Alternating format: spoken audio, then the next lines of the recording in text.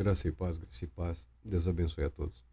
A exemplo das lamentações do profeta Jeremias e da maneira como que Deus o conduziu a expressões de louvor, a expressões de fé, de confiança na fidelidade de Deus, mesmo quando a situação se apresenta como alarmante e desesperadora, também Abacuque, o profeta, apresentou diante de Deus as suas queixas. De início, logo de início, nós temos como exemplo, como orientação da palavra de Deus, é que apresentemos os nossos questionamentos àquele que é capaz de nos ouvir, de nos compreender e de preparar um caminho em meio a toda aquela dor, aflição e angústia, para que a nossa fé seja preservada. Talvez você tenha apresentado os seus questionamentos, as suas aflições, os seus lamentos diante da pessoa errada e recebeu uma orientação, talvez até bem intencionada, mas completamente equivocada no que diz respeito ao plano ou propósito de Deus para o seu viver. Procure apresentar-se diante de Deus. A resposta dele é certa, a resposta dele é segura, a resposta dele é confiável e a resposta dele traz paz, fé e esperança. Oráculo revelado ao profeta Abacuque. Abacuque é um nome babilônico que significa abraçar o entendimento ou aceitar a sabedoria. Questiona o profeta: Ó Senhor, até quando clamarei por tua ajuda sem que tu me des ouvidos? Até quando protestarei diante de ti violência sem que tragas alguma salvação? Por que me fazes contemplar a injustiça de observar com clareza toda a maldade que campeia nesta terra? A destruição e a violência estão diante de mim. Também há todo tipo de contendas, discórdias, e o litígio é comum. Por este motivo, a lei e o direito se enfraquecem e a justiça nunca prevalece. Os ímpios prejudicam e extorquem os justos, e assim a justiça é pervertida. Jeremias não, Abacuque, esse nome que expressa a ideia de abraçar o entendimento, esse homem está aflito, esse homem está angustiado. Eu não diria desesperado, porque diante de tudo aquilo que ele vê, o que ele está vendo? O que é diferente o olhar de Abacuque para o nosso olhar, para o mundo que nos cerca? O que Abacuque via entre os seus que nós não estamos vendo entre os nossos? Abacuque está vendo o que salta aos olhos, mas ele tem na sua mente, ele tem na sua estrutura emocional, psicológica e espiritual tudo o que o povo de Deus poderia e pode ser nas mãos de Deus. Ele tem essa concepção, ele tem essa visão, ele tem essa esperança. E o que ele está vendo é uma situação que não reflete toda a potencialidade que a fé em Deus é explícita, se apresenta na palavra. Para os judeus, isso tudo se expressa em termos de celebração do pacto da aliança. Está tudo escritinho lá, está tudo narrado. É um documento muito bem estruturado. Deus é fiel. Caso o povo não permaneça fiel, ocorrerá isso, isso e isso. Mesmo na infidelidade do povo, Deus é fiel quando? Quando o povo se arrepende, abandona os pecados, se volta para Deus. Está tudo registrado. Então, Abacuque tem na sua mente, no seu espírito, na sua psique, na sua alma, o entendimento da grandiosidade do poder de Deus, de tudo aquilo que Deus propôs realizar através daquele povo. E a triste situação em que o povo se encontrava, E ele pergunta: Senhor, até quando? Porque eu tenho que ver tanta destruição. E Abacuque é confrontado com a resposta de Deus. Abacuque é confrontado com a realidade. Não é só tudo que Deus poderia realizar caso o povo, é tudo que Deus pode realizar apesar de o povo. Alguns fazem aquelas orações baseadas em textos bíblicos, são bonitas, né?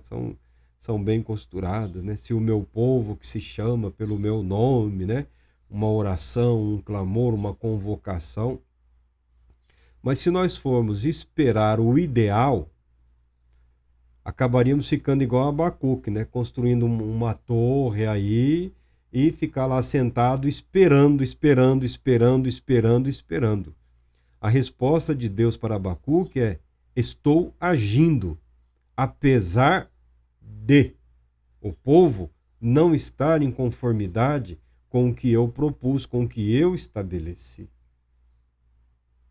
Deus está agindo num processo de restauração, com vistas ao restabelecimento e à recondução. É o que ocorre muitas vezes na vida de muitas pessoas. Então contemplei as nações e atentei, maravilhai-vos, porquanto eis que realizo em vossos dias uma obra de tal magnitude que não conseguiríeis acreditar se tudo isso simplesmente lhes fosse contado. Eis que estou conduzindo os babilônicos, uma nação cruel, impetuosa e violenta, que marcha sobre a largura da terra, a fim de se apoderar de habitações que não lhe pertencem. É, pois, uma nação apavorante e terrível, que faz justiça com as próprias mãos, e todo o seu juízo e leis vem dela mesma. Deus respondeu para Abacuque: eu estou agindo. Mesmo em meio a tudo isso, o povo foi preservado nessa nação, nessa Babilônia, por esse povo terrível, cruel e perverso. Destruíram como gafanhotos sobre a terra, consumiram praticamente tudo. Mas mesmo em meio a tudo isso, houve uma preservação, houve uma preocupação de Deus em guardar para si um remanescente. Aí alguns criam essa tal teologia do remanescente, o remanescente fiel. Deus nunca abandonou, nunca abandonará aqueles que lhe são fiéis. Abacuque,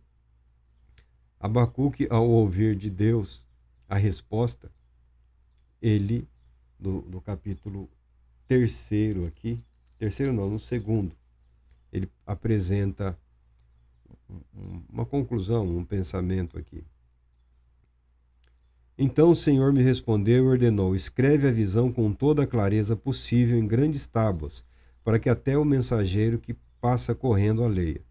Porquanto esta visão se cumprirá num tempo determinado no futuro. É uma visão que fala do fim e não falhará. Ainda que demore, aguarde-a confiante, porque ela certamente virá e não se retardará. Escreve, pois: eis que o ímpio está cada vez mais arrogante. Suas vontades não visam o bem, mas o justo viverá pela fé. O que nós vemos, o que você vê, o que o mundo, por assim dizer, tenta nos induzir a refletir ou concluir, é que Deus abandonou a sua criação. Cada um está pela sua própria força. É um salve-se quem puder. Não. Não. Não. Não é salve-se quem puder. É permaneça confiante na salvação de Deus. O justo, o justificado, vive pela sua fé num Deus que faz justiça, não tendo a mente conduzida pela maldade do mundo, pelas aflições do mundo, pelas dores do mundo. A Bíblia orienta que nós devamos tomar muito cuidado. Uma coisa é o discernimento. Uma coisa é a capacidade de compreendermos a atuação da maldade no mundo. Outra coisa é ficar por demais remoendo essa compreensão a ponto de correr o risco de ser seduzido por essa maldade. O Salmo aqui 37 fala: não te indignes por causa das más pessoas, nem tenhas inveja daqueles que praticam a injustiça. Nos de Abacuque, uma das coisas que estava alarmando Abacuque é que um instrumento que Deus estava utilizando para disciplinar o seu povo era uma nação das mais violentas e das mais idólatras que havia na face da terra, cuja legislação, cuja instituição social, política, nada tinha com a revelação de Deus.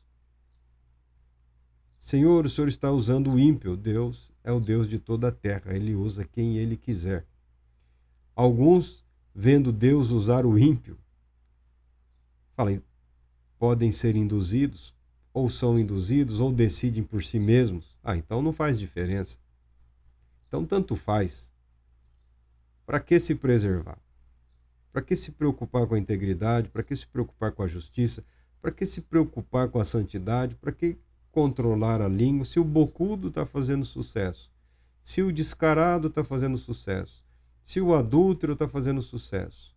Se o doente lá, o louco, transtornos psíquicos, mentais aí, está fazendo sucesso? Por que vou eu cuidar em obedecer a Deus? Porque é agradável a Deus, porque é o único caminho estabelecido por Deus. Neste mundo, Deus usa de forma soberana quem Ele quer, nas situações e circunstâncias que Ele julgar as melhores, para que o plano e o propósito dele prospere. Isso não significa que Deus está justificando o erro.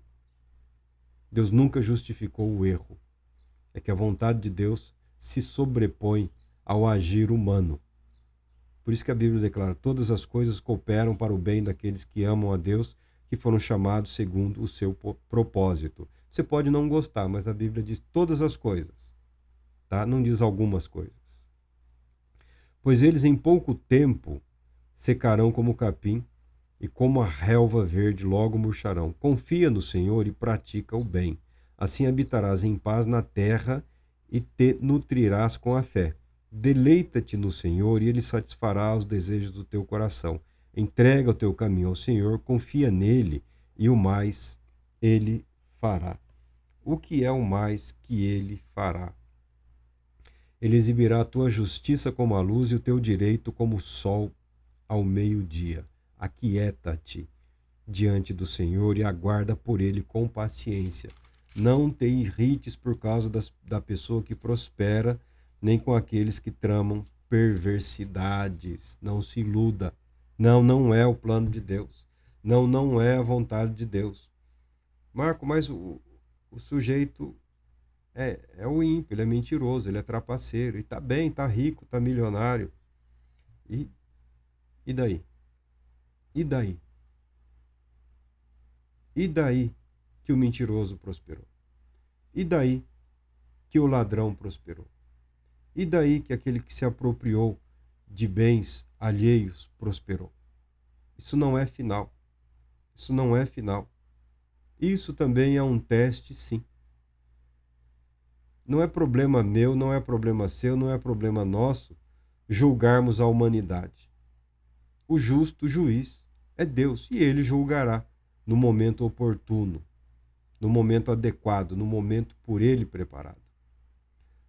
A nossa responsabilidade é não permitir que nesses momentos, que nessas situações, nós sejamos arrastados. Fazer oposição de forma obsessiva aos erros e ao pecado, muitas vezes acaba arrastando a pessoa para o erro e para o pecado. Como disse Abacuque, o justo viverá pela fé. A fé é o que nos conduz para além. Pode ser que esse ladrão se arrependa. Pode ser que esse mentiroso se arrependa. Pode ser que essas vidas que hoje são instrumentos de Satanás se convertam em instrumentos para Deus, para o louvor de Deus.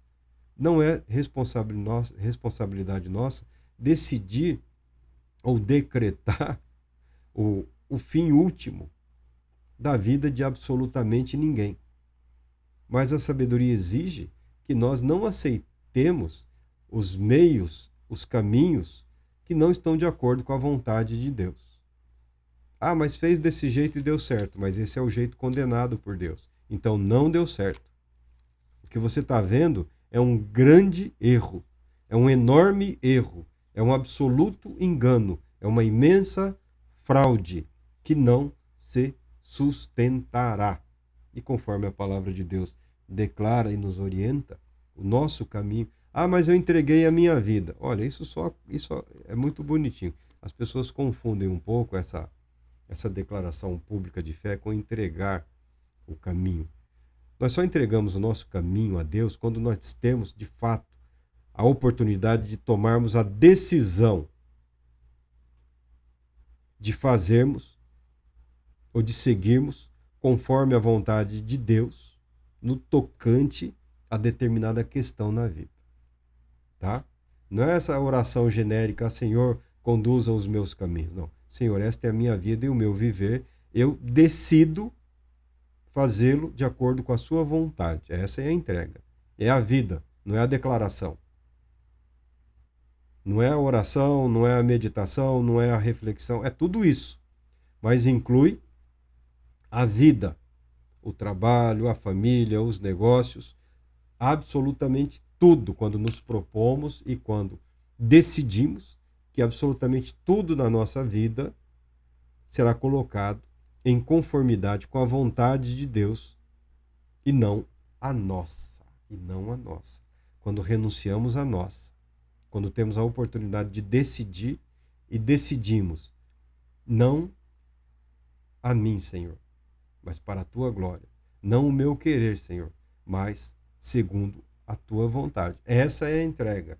Isso ocorre quase que diariamente na vida da maioria das pessoas.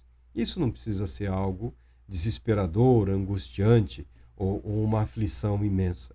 Isso pode ser motivo de grande alegria. Isso pode ser motivo de vitórias diárias, de conquistas diárias, de uma vida que é edificada na fé, pelo agir em conformidade com a vontade de Deus, ainda que isso nos acarrete prejuízo, ainda que soframos tristezas e decepções, mas colocando a vontade de Deus como prioridade em tudo. A sabedoria de Deus revela que essa confiança resulta em paz, em alegria, e são recompensadas com imensa alegria e paz diante de Deus. Como diz o apóstolo Paulo, viver diante de Deus com a boa consciência, com a consciência tranquila. Deus Todo-Poderoso te abençoe, te proteja e te conceda paz, muita paz.